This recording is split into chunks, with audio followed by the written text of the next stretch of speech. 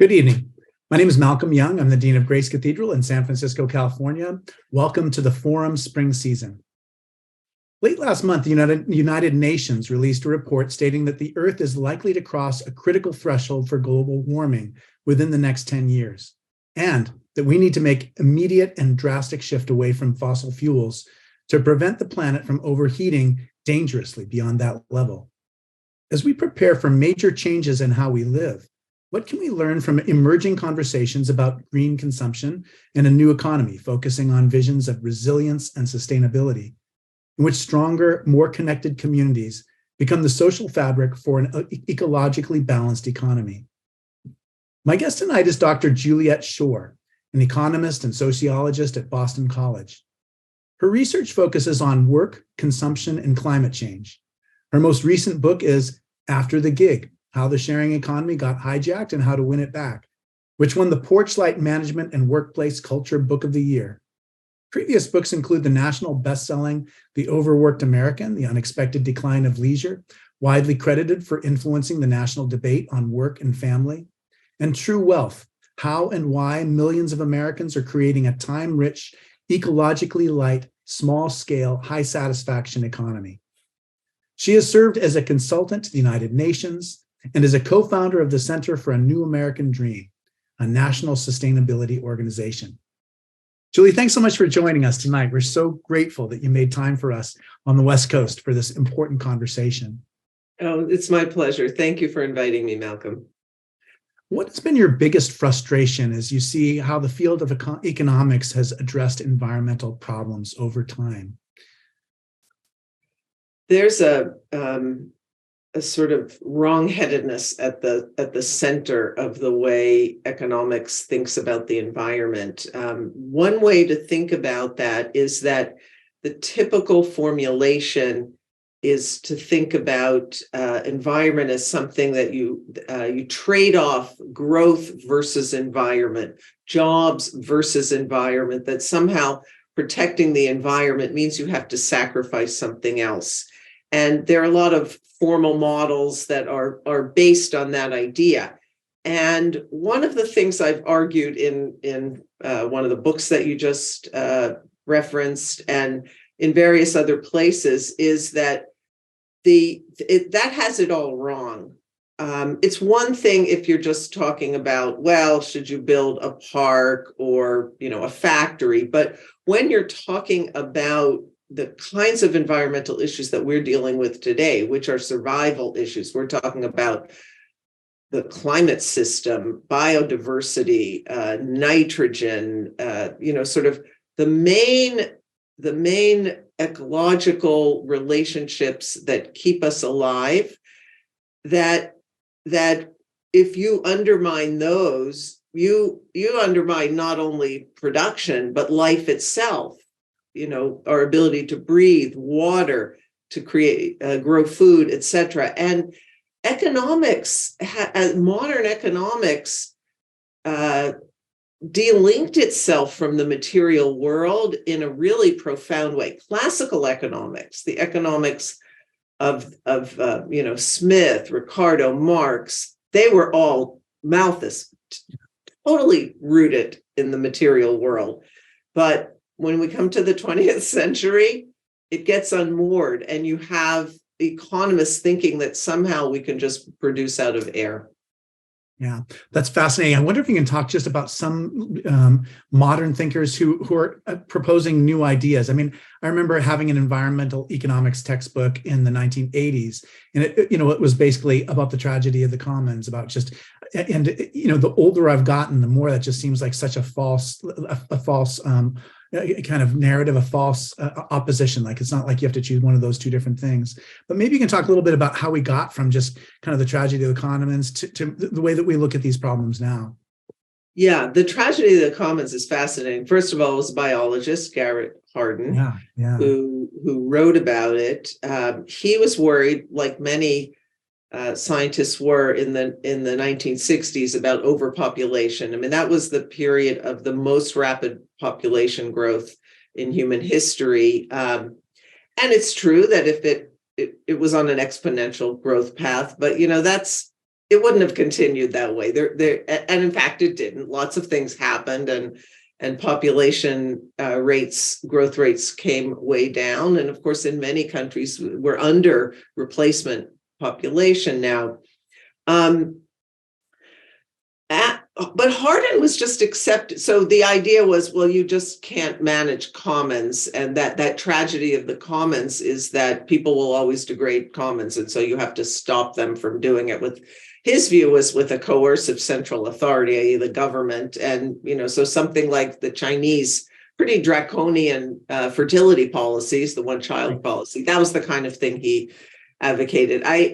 When I teach tragedy of the commons, I always make sure to remind my students that Hardin had a lot of children himself, and yet he was saying that nobody else could. So anyway, but that the idea, it sort of really confirmed the biases of modern economics.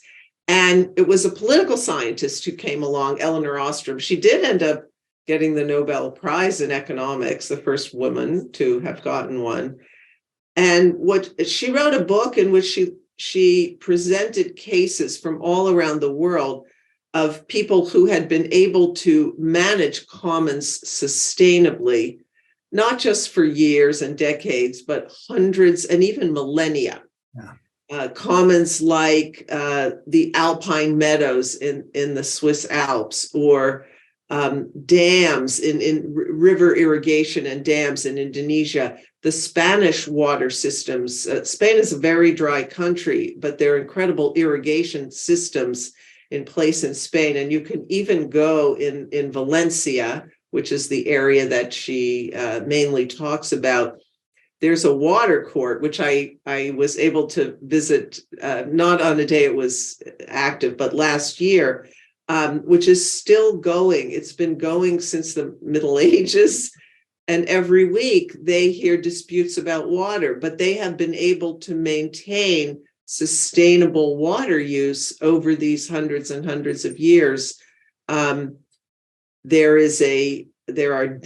democratic. They have really smart systems of figuring out how to do it, and everybody's involved and everyone has a stake. They have punishments when people cheat. I mean, it's not utopian, but what she shows is that humans can sustainably manage commons, all different kinds of commons, over long periods of time. Yeah, I think of the native Hawaiians. I mean, that's part of it. Each island had to be maintained in their scarce resources, and they had an elaborate social and cultural system that was set up to manage, those decisions.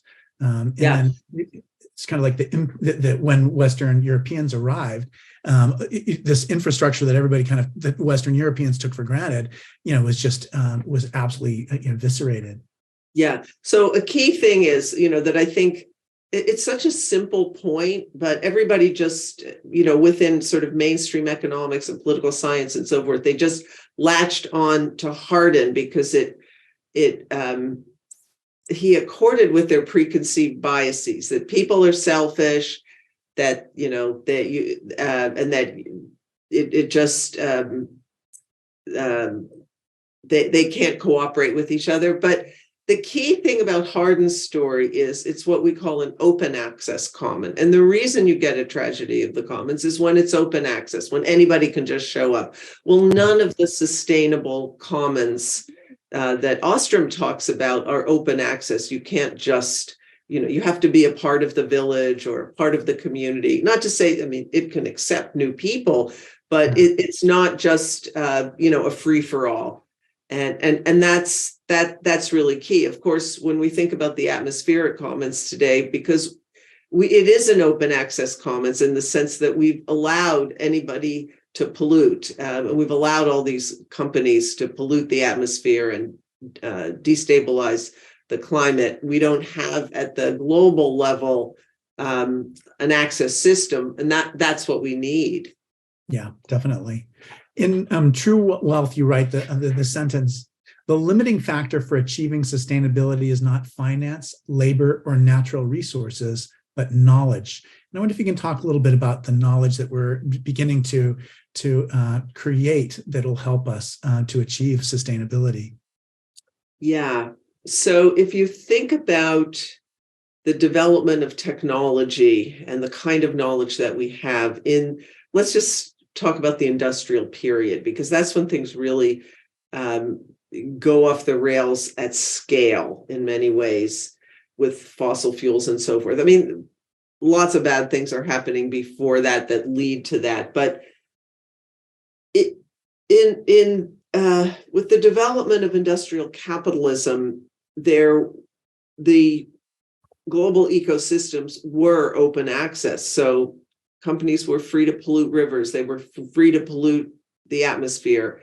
They were, free to pollute soil and so forth. And they've done all of those things. So nature was free to them. We didn't price nature. We didn't tax people. We didn't have laws until very, very recently. So when nature was free, but labor had a cost and capital had a cost, it meant that we got very labor and capital intensive technologies and knowledges. They were all about how to use labor and capital efficiently and smartly, but not nature, because nature was free.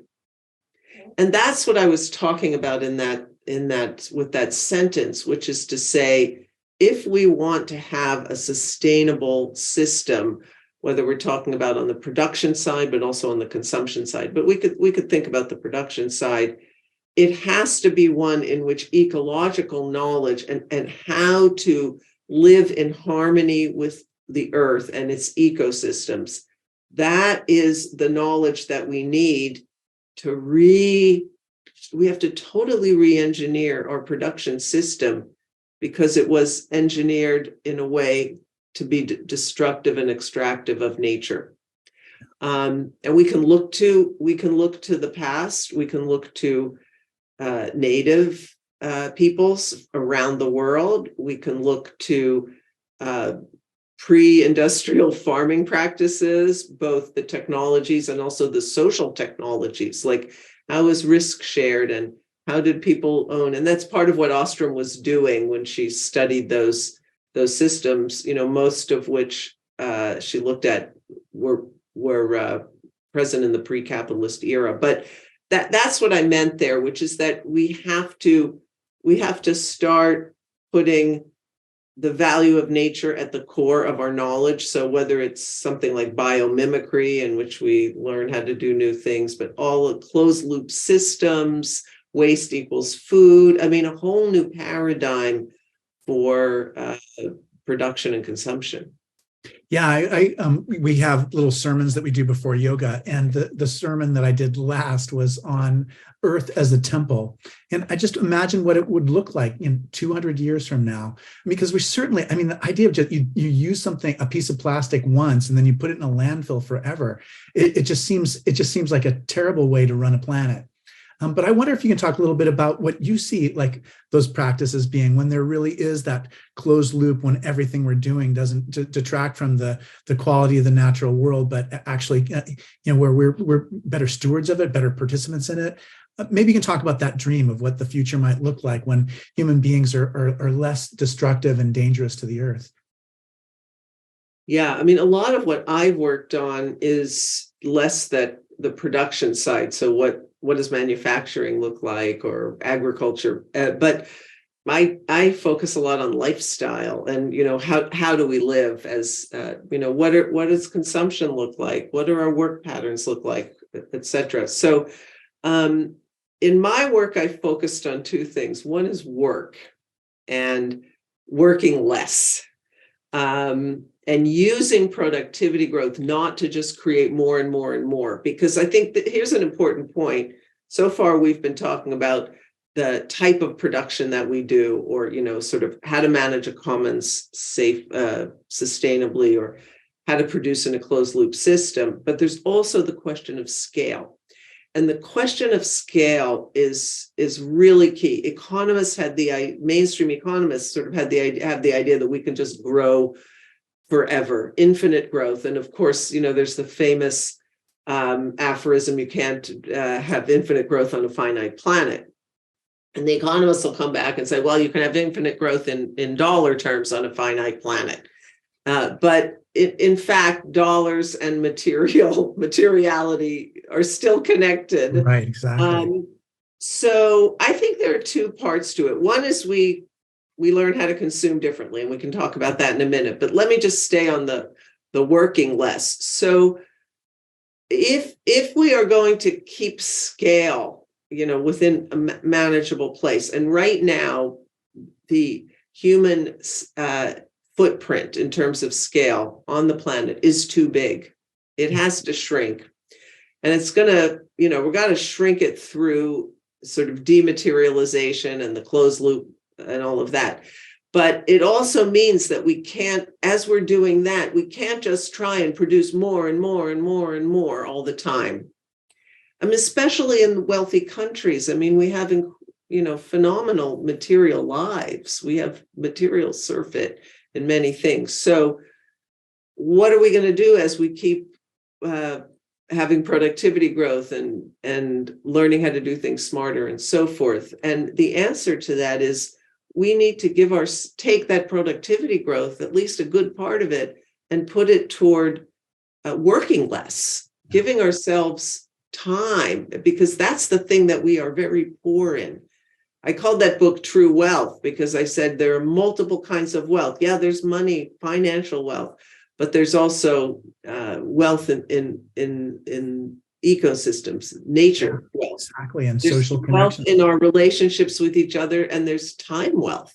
Yeah. And we've lost that time wealth. It's hard for journalists to write news about religion. There's something about religion for me that's just like lovely and wonderful and exciting, but it's hard to write a story that's going to go in the New York Times about it. And so there is the kind of recurring story about just like the decline of religious life in America. And so I'm sympathetic to journalists who have to write something about religion and are looking.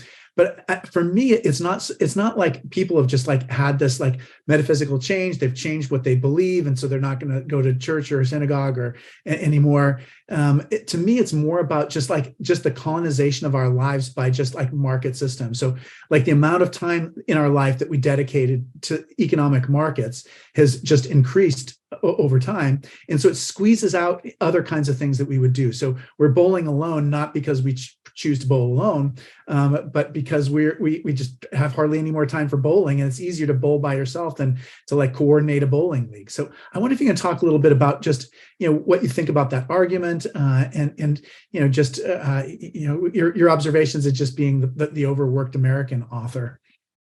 Yeah, well, I do think that's a really key thing, and there are a number of dimensions to it. One is people working more. A second is more dual earner families and single-headed households who then in their scarce free time have to do all that domestic work. So they end up spending their weekends working in a different way. And it's really hard to preserve time on a Sabbath, a Sunday, to engage in spiritual practice and religious practice and, go to worship with others. I've been working for the last year and a half on the 4-day work week. And one of the things we hear from people whose companies have shifted to 4 days, 32 hours. We're not talking about a compressed work week. We're talking about a real reduction in work time. So a 4-day work week, many of them are getting a 3-day weekend. And it's just it's a life changer. It's a game changer for people to have a 3-day weekend because they have a day to rest, recuperate, maybe do religious things, but they have that day for themselves. They don't just have the 2 days where they're running around. And you talk about market, if it's not earning money, it's spending money or shopping and all of that. So I think it is really important. I would make the same argument about politics, political life, and our democratic life, which is that also people's time shortage also has squeezed out a lot of space for that. And of course, Bob Putnam, who wrote Bowling Alone, was also looking at the decline of that kind of civic activity, whether it's people are doing volunteering, working in nonprofits, or getting involved in politics. Yeah, no, it's such an important part of just how we live, and just the statistics from the Overworked American had a huge influence on just how I understood the world. If you add just a small number, seems like a small number of hours, the average amount that people work every year, and you just do that for decades, then of course it's going to have like an outsized effect over time. So the book meant the world to me when I read it back in 1992. And I wonder, if you were to do a next edition, what would you say about what's happened since then, and just some of the observations that you've made in the book? So the argument of the book is just as I just described, that you add a few hours every week, then suddenly people are working an awful lot. Yeah. So the book covered the period for the end of the 60s through to, it was published in 92. So just about, it was a year or two out of, Yeah, exactly. I think 89 or 90. And hours continued to go up after that. With the Great Recession, 2008, of course, that created a big decline in hours, and then they start to go up again. And so there's not, they haven't changed too much very recently, but what we've had is decades of rising hours of work. Now, that won't show up in certain kinds of national statistics because they miss a lot of what's going on with second jobs and gig work and so on and so forth. And it doesn't take into account what's happening at the family level, because although I did find increases in hours on average for individuals, when you look at the family, the increases were a lot bigger, because you had not only more married women's labor force participation, but the number of hours that married women were spending in the labor force went up a lot. So when I was growing up, a lot of women stopped working in the summers to take care of their children. Oh, wow. Or they worked part-time, and more women working full-time, full year, and also moving into the much longer hour jobs, the really demanding career jobs, which is fantastic. But we didn't see husbands pulling back to sort of even out what was going on. And in that book, I developed a little model that asked, well, if a woman adds an extra hour of paid work, what happens to her unpaid work? And it only fell by half an hour. So total work burden, paid and unpaid work, went up a lot, especially for women. Yeah, I've definitely, that book made me so aware of just kind of like the dehumanizing qualities of just when that part of, just life is about balance, and when that part of your life just continues to expand, it's hard to maintain the balance. You've been doing this work, and it's just been incredibly important work. I mean, I couldn't even go through all the things that you've accomplished, all the awards that you've received. But as you look back over the last 40 years, what do you see that things that you were wrong about, or things that economists were wrong about in general? How have things changed in terms of how we understand what's happening to human beings and the human condition? Well, looking back, say from when I wrote The Overworked American, I was conscious of issues of inequality. And of course, inequality had already begun to increase in the United States. That starts very early. Colleagues of mine were writing about it even in the 70s and 80s. But it's really, at that time, and in the 90s, I wrote a bit about it. It was a sort of the top 20% getting more and more. But what starts to happen in the 2000s is, forget the top 20%, it's the top 1%, the top 10th of a 1%, the top 100, so that the level of concentration of income and wealth at the very, very, very top. And of course, you're in San Francisco, you see it there. New York, some of the places where it's most evident. I mean, it's happening across the country and the world, but or I live in Boston's one of the most unequal cities in the country.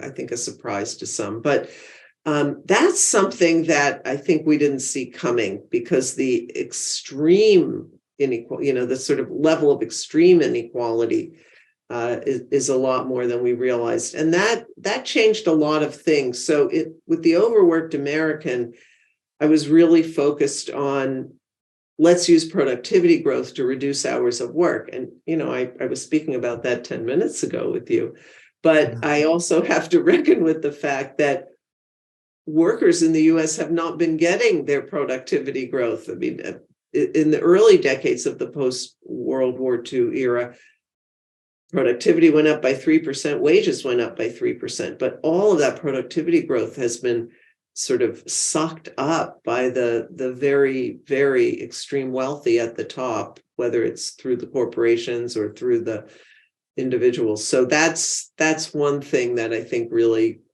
looking back, didn't focus enough on. I read Thomas Piketty's book Capital, and it was very helpful in a number of ways, just to try to think about how do we kind of get back on track in terms of inequality, through taxation, et cetera. And also just, his comments are just about slavery and the impact of slavery, the ongoing the effects of slavery were really interesting. But, one of the strange effects that it has for like Grace Cathedral is, in the old days, you basically were supported by a large number of people making a small gift.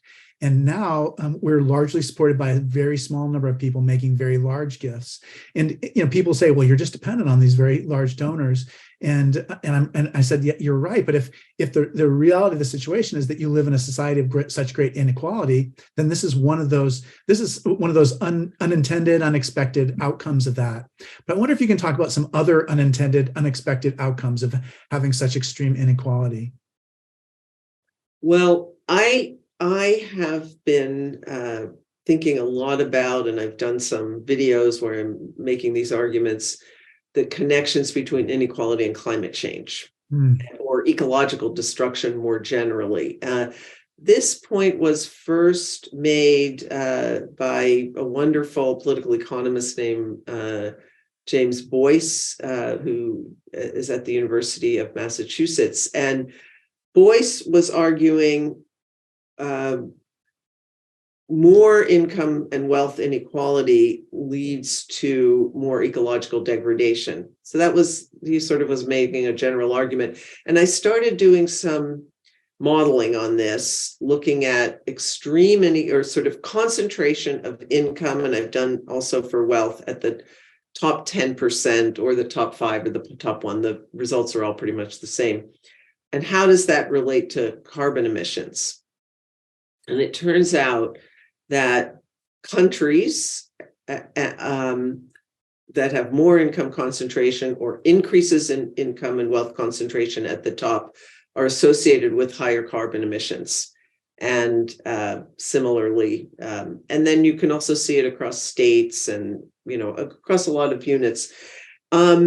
So it's the inequality crisis and the climate crisis are caused by, they're connected. And so why do I say that? Well, one of the things is that very wealthy donors have been able to they had captured both parties, but now it's pretty much the Republican Party to stop any action on climate. And many of them are fossil fuel producers. Of course, the most well-known are the Kochs, but also there are the corporations which, buy up politicians, capture parties and politicians, and they're stopping action on climate change. We could have had a much sort of easier, smoother, gradual approach to reducing carbon emissions had we started when we first learned about this problem, which would have been, we could have started in the 1980s. And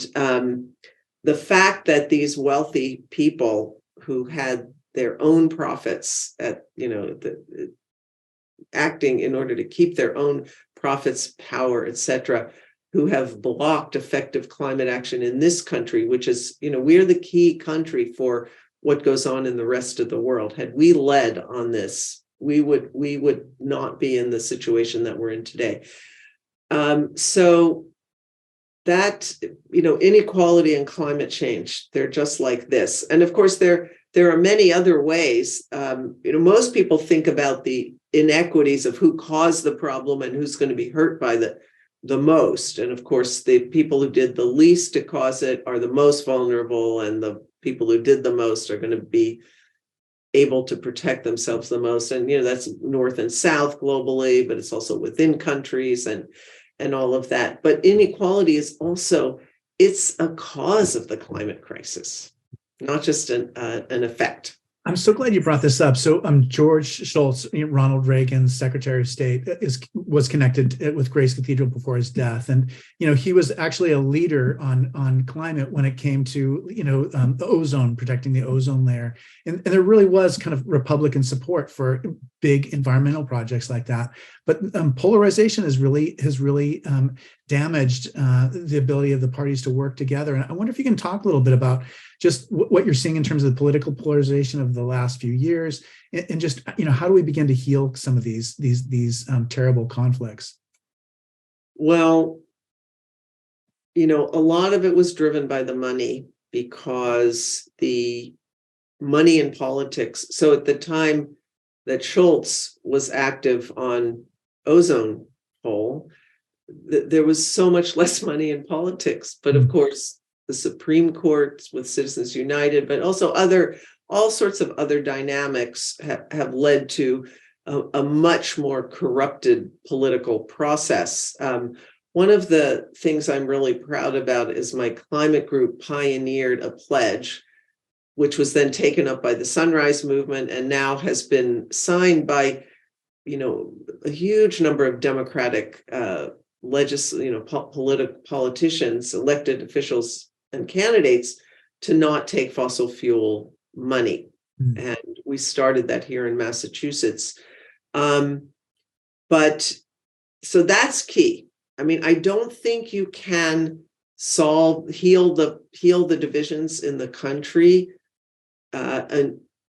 unless you also deal with money in politics, because it's the culture wars and, a lot of the other things which are tearing people apart are used cynically by people who have agendas, to control what's going on in governments, whether these are local, state, or federal governments.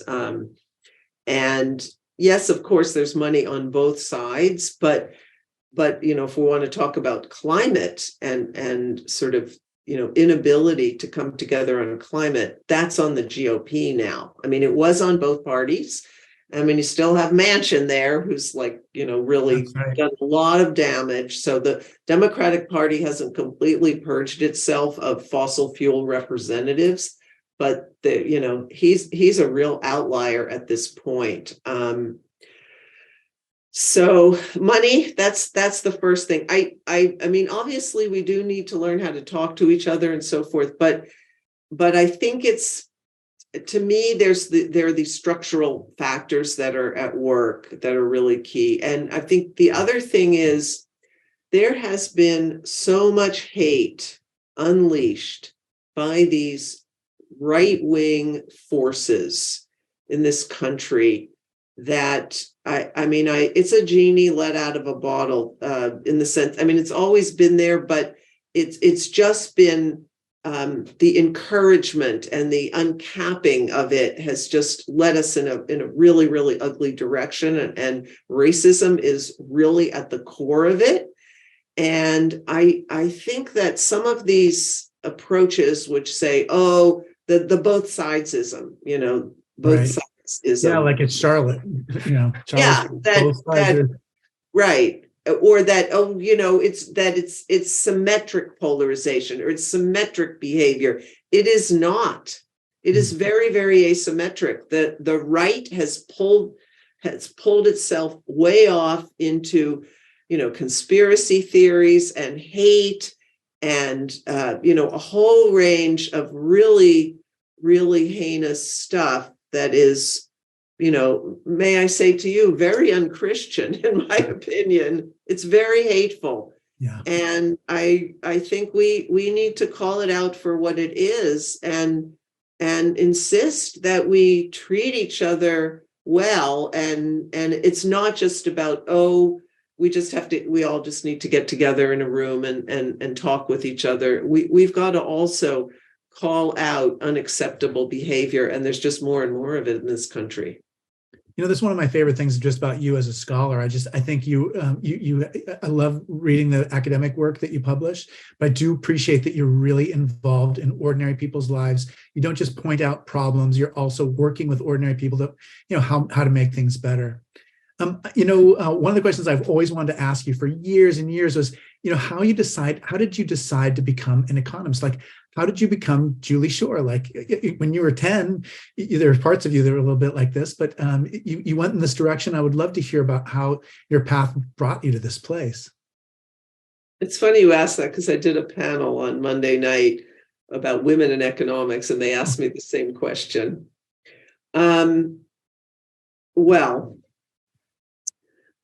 There were sort of two parts to it. I think one is, in our society, economics is so much a key part of everything. So I was attracted to it for that reason.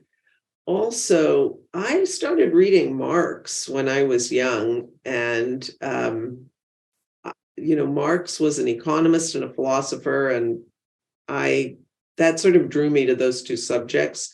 That's what I studied as an undergraduate. But I also had a mentor, like a teacher in undergraduate, who was a very charismatic teacher. And this may not mean as much to your audience as it does here in Massachusetts, but one of my classmates was Bill Belichick, who's the coach of the New England Patriots. It's our football team. And this man was also Bill Belichick's mentor. And he made a career of saying that he taught Bill Belichick everything he knew, and that his principles of economics were what he was applying in football. I love that. That's great. But that did matter to me. I think that's a common experience, that you meet a teacher at somewhere along the line who inspires you into a subject, and that happened. George Akerlof was that person for me. Oh. I just absolutely loved him, and he gave me the idea for my honors thesis, and it was hard to go to him and tell him that I wasn't going to follow in his footsteps.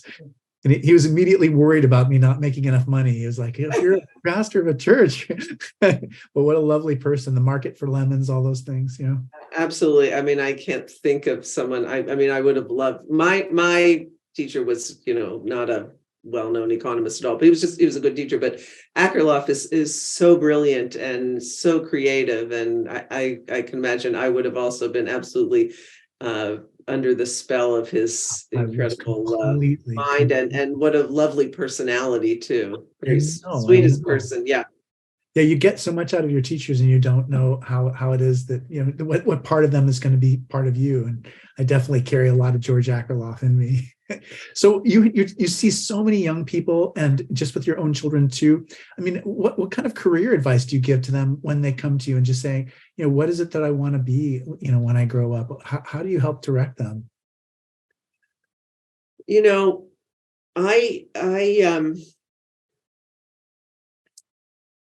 I teach a lot of students, the undergrads, about the ecological challenges that we're facing, and so often when students come to me asking about what to do, it's in the context of wanting to do something to address climate crisis, biodiversity crisis. And one thing I say is that you can work on those issues in any field. Well, sometimes I say just about any field, and I say, like, probably don't go into investment banking. But other than that, I mean, maybe that's changing, but for for much of my career, that's been a really, really hard place. So there are a few occupations that are very hard places to have really good social change and social justice. But for the most part, you can do it in anything. So what is it that what are you passionate about? What do you really care about?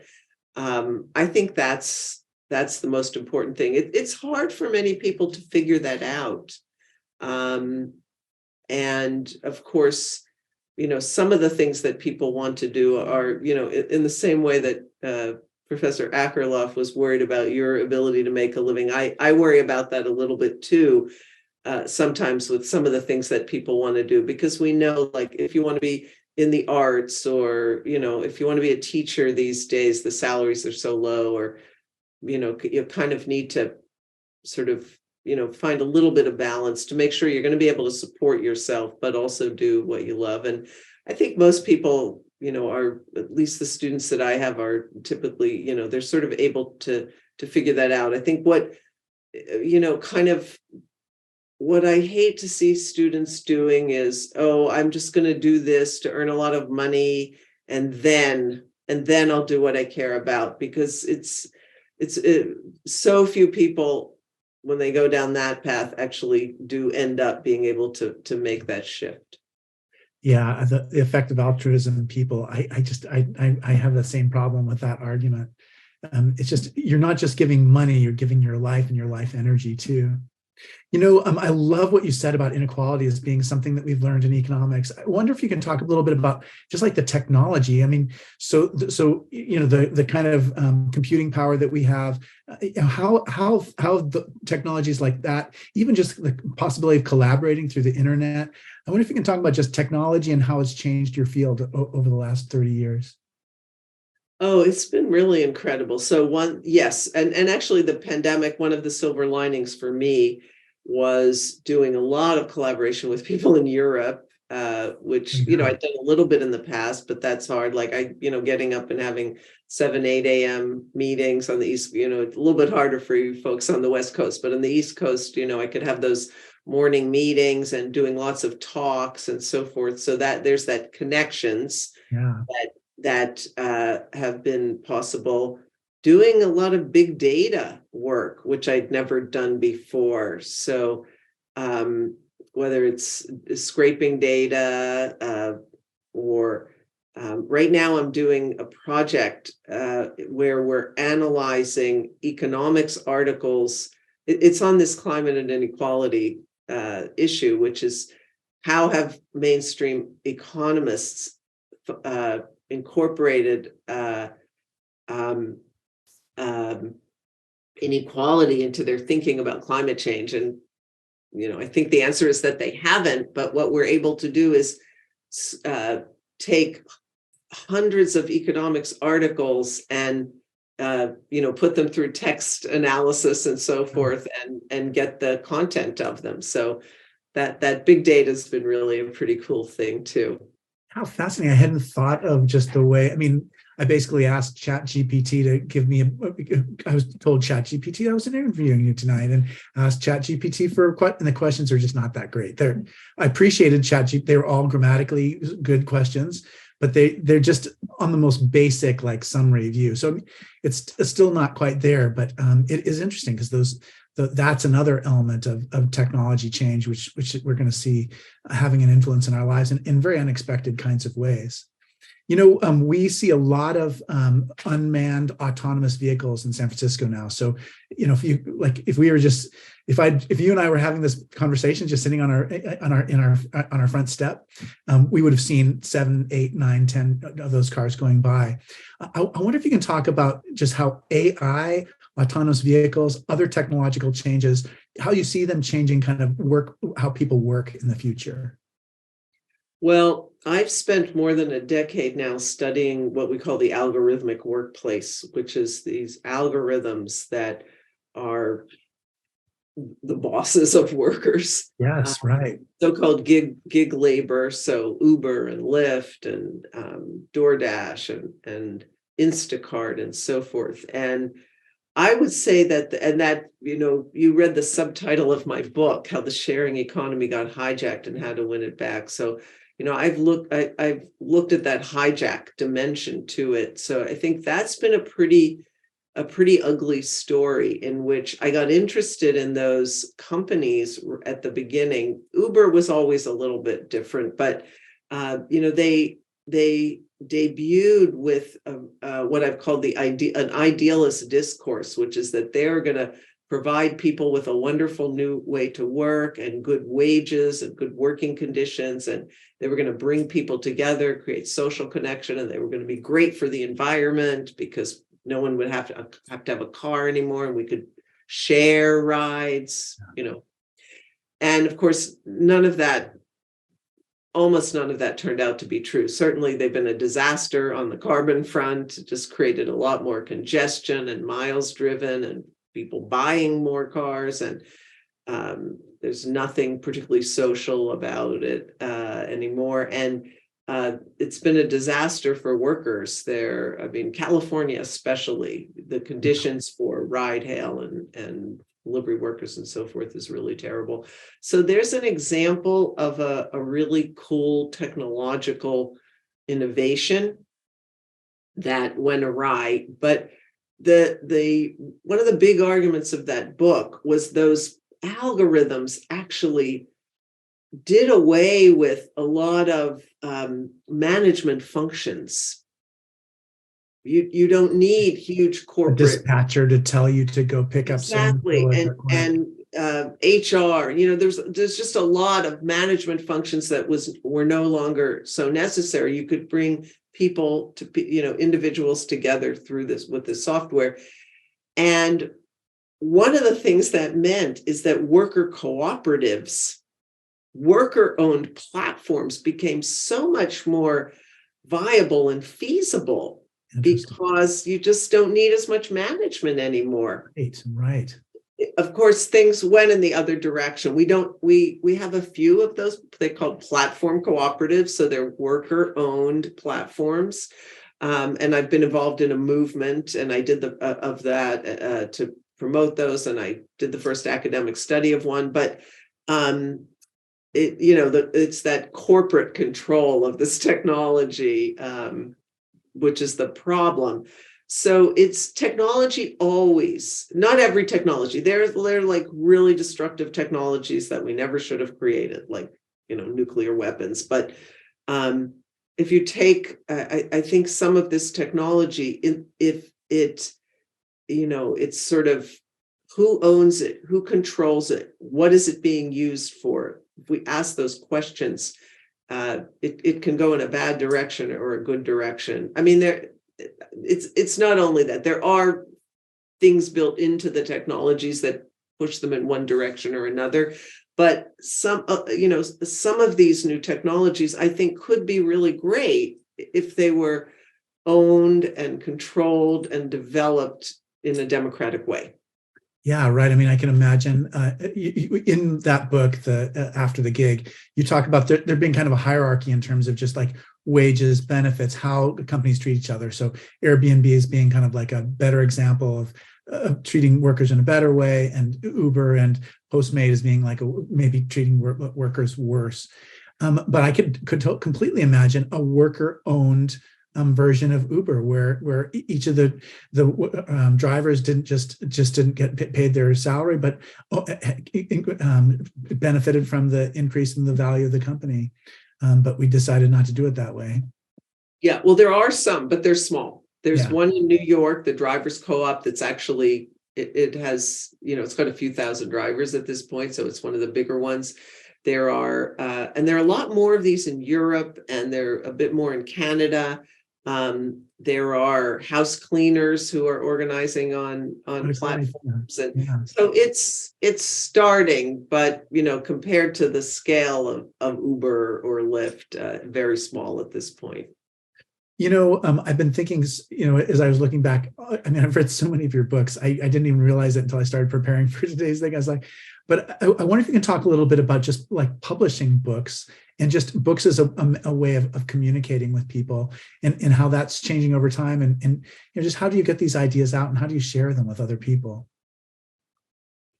Yeah, I love to write books, and the Overworked American, which was my first book for a broad audience, I wrote I published in 1992, as we said, so that's a long time ago. One of the things that I felt over time, as the internet has developed and we have blogs and podcasts and so many other ways for people to get information. And one of the things we know is that, they have shifted to getting a lot of information in that way. So the last time this actually was, I think I realized it with the True Wealth book, which I wrote during the Great Recession, the financial crisis. It's like we're at a point now where for someone to buy a book, it has to have an enduring value. It's got to be really something that they can't just get by going online, and something that's going to last, and something that is going to be worth paying money for when you can get so much free. Or I realize people can go to libraries too, but so I feel in a way it's sort of raised up the ante for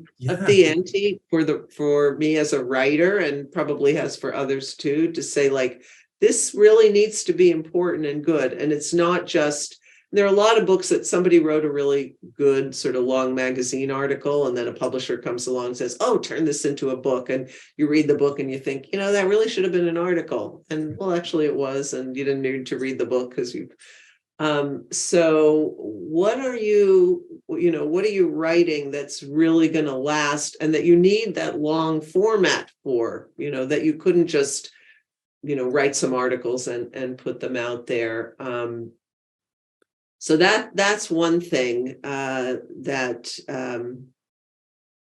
I think about. Of course, also writing a book, you put a lot of effort into or one does, I do, into the writing itself, writing and rewriting and rewriting and rewriting, and you carve out I carve out about a year of time to write a book, so I can do all of that rewriting, which, if you're just, writing for online or something, a magazine, you don't have that kind of time.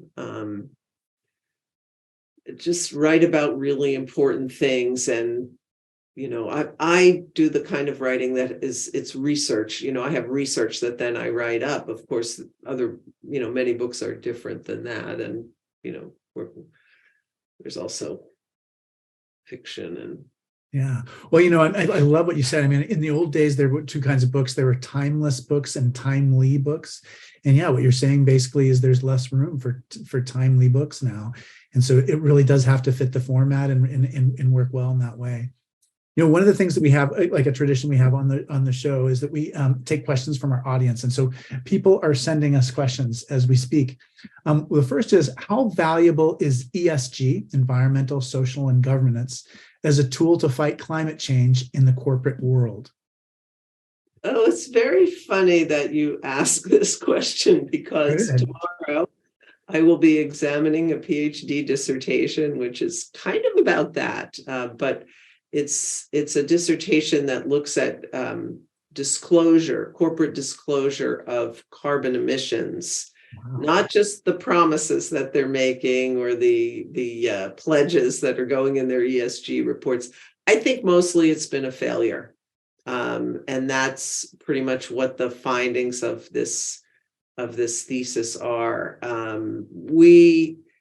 I don't think we can expect corporations to solve these problems on their own.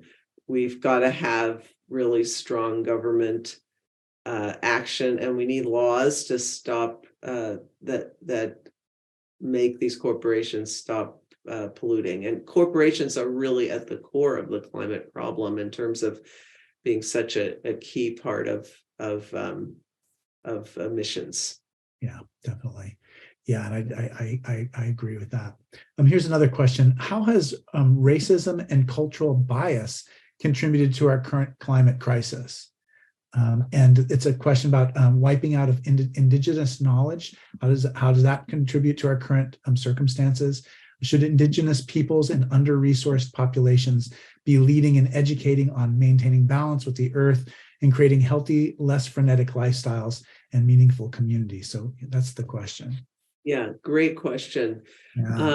So two parts to that. I would say on the first part about racism, I think it's been really key. I mean, I talked about economic inequality, and I could have and should have also added in there that racism is key here.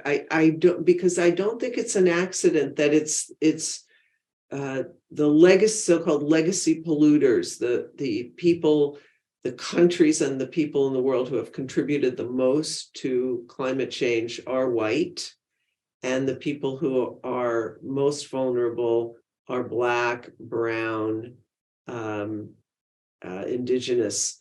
When I go, my husband is Indian. When I go to India and I see what's going on and experience the incredible increases in temperature there and the dangers that is creating, and the dangers of water scarcity and so forth. And I just think to myself, like, people in the United States have no idea about how people live, and they don't care. They don't care that there are going to be just unbelievable numbers of people dying in places like India and sub-Saharan Africa because of the fact that we're driving around with SUVs, or we're letting the Cokes drive our government policy, and so on and so forth. So I think it's really key. And the second part of the question about Indigenous knowledge, absolutely. I think that already is beginning to happen. And when I was talking about ecological knowledge earlier and biomimicry and so forth, and that's and I made the point that, you know, part of that is looking to Indigenous people and pre-modern ways of living in harmony with the earth, and part of it has a quote unquote high tech aspect too. I think it's both. But yes, and I feel like in the last couple of years, the role of Indigenous people in leading climate movement, for example, has really come up, and it's been really powerful and important. I mean, think about Standing Rock and you know, a number of other ways in which Indigenous leaders have been at the forefront of the climate movement. You know, I wonder if you can talk a little bit about just being in an interracial relationship. Your Prasannan, your husband, is one of my heroes. There's so many authors and books he's recommended that are still with me. And I'm like, oh yeah, Prasannan brought that to me. But I wonder if you can talk about just like what it's like to be in an interracial relationship, and if, you know, if someone came to you and had questions about what advice you might give for other couples, what would you say?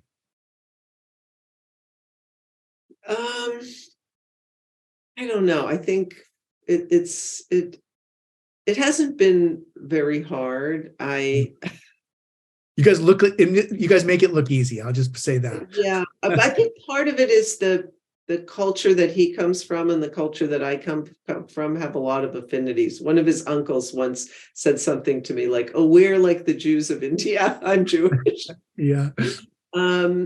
I mean, I think it differs a lot by what race you're in. I think, you know, there's so much anti-Black racism in the United States that I think it's very different if you're a white person married to a Black person. It's just I think it's been easier for us. Yeah, that's a great observation. They're not all the same. You know, our relationships, each one of them is, and we're all married to people who are different than us, and it's how do you navigate those differences? Well, you're also in one, right? So exactly. You can maybe you have wisdom on that. I definitely think about it a lot. I think part of it is just learning from the beginning that if you're not seeing eye to eye on something at the beginning, you're not communicating, that there might be other forces at work than just, you know, just your own individuality. Do you know what I mean? There's ways in which we have to kind of learn how to speak a different kind of language, even if it's a symbolic language, not necessarily a linguistic one. You know, that reminds me of probably the story I should have told when you asked that question, which was when we were first together, I used to feel like he wasn't grateful. He would never say thank you. And it sort of bugged me. And finally, at some point, I said something to him about it. And he said, "Oh, we don't have that word in our language," which of course wasn't true. Right. But it was that point that when you say thank you to someone, it's a distancing thing. Interesting. Because it's like, or you're truing up the relationship. You did something, now I'm giving you something back, a thank you. And it's what people who have a lot of separation might do. My father-in-law used to hate it when I would say thank you for something for the same reason. Because I was part of the family, and it's in the same way that you don't love your kids saying thank you, when you do something that you're supposed to do as a parent. So yeah, that was an example of that kind of thing that you were just talking about. That's the perfect example, and you have to learn those things, and that's a wonderful example. I think all of us are going to remember that very much. I can't believe it, but our time's actually run out. I'm looking forward. I know that you and I are going to be together. I'm going to have many more chances to ask questions, because I've got like dozens more questions. But thank you so much for being on the show today, and thank you again for your work out there. I just feel like you're right on the front lines, and I think that we're making better progress on these big questions, and humanity's enriched and enlivened and flourishing more as a result of the work that you do. Thank you so much, Malcolm. It meant a lot to me to be able to do this show around Earth Day with you, and to mark that really important annual thing, and just to share it with you. And so thank you so much for the invitation and for this wonderful conversation. Yeah. And for all of you who are watching, please join me on Sunday, May 7th, when my guest will be the directors Sarah Perkins and Josh Sabi. Will be talking about their film, The Abortion Talks, and the secret dialogues that took place between pro-life and pro-choice leaders in the Boston area in the wake of shootings that left employees dead at 2 clinics. The story has some important things to say about finding common ground across our deepest divides. We rely on your support for the forum. Gifts of any size make a difference. You can give online at gracecathedral.org or by texting THINK, THINK, to 76278. So that's 76278. And thanks so much, Julie. I look forward to the next time we're together. Me too. Thank you.